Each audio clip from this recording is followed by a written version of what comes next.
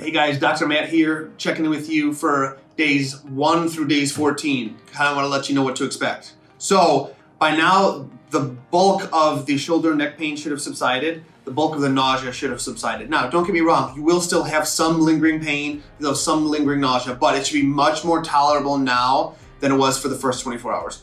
To the point that you should really not require much in the way of the narcotic pain meds from this day forward. You might still need some of the Zofran for a few days to help curb the nausea, but again, that's no big deal.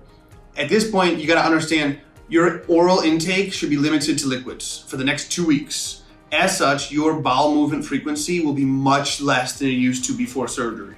Some of you may have noticed that the bowel movement frequency and the stool habits have changed on the pre-op diet alone. You should expect that and then some after surgery because again, you're not eating any solid food. So nothing's really reaching the colon to stimulate the need for bowel movement.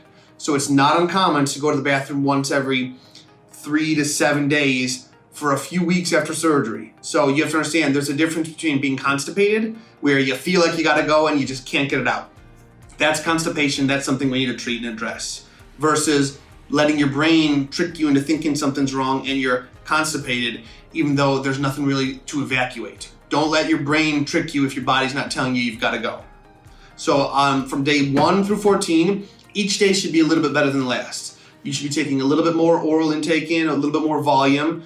The pain should subside. You should be moving around more. You should start having better sleep, and you should start bouncing back a little bit more each day than the last. The key here is, as long as you're progressing and getting better each day, even if it's tiny little steps in the right direction, that's what's important. It's very, very unusual. In fact, you gotta call us if this were to occur for you to get better, better, better, and then all of a sudden take a step back. That would be a red flag for me, okay? Other things to look out for in the first days, 1 through 14 would be fever over 101.5, never happens.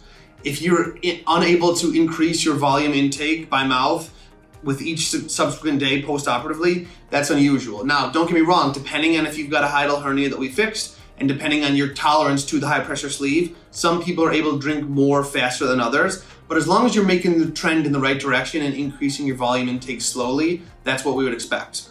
So we wish you success on your journey. We're always here if you need us, and remember, it's better to email, text, or call if you have questions rather than guess wrong and make mistakes that are gonna hurt your weight loss. We're always here for you guys.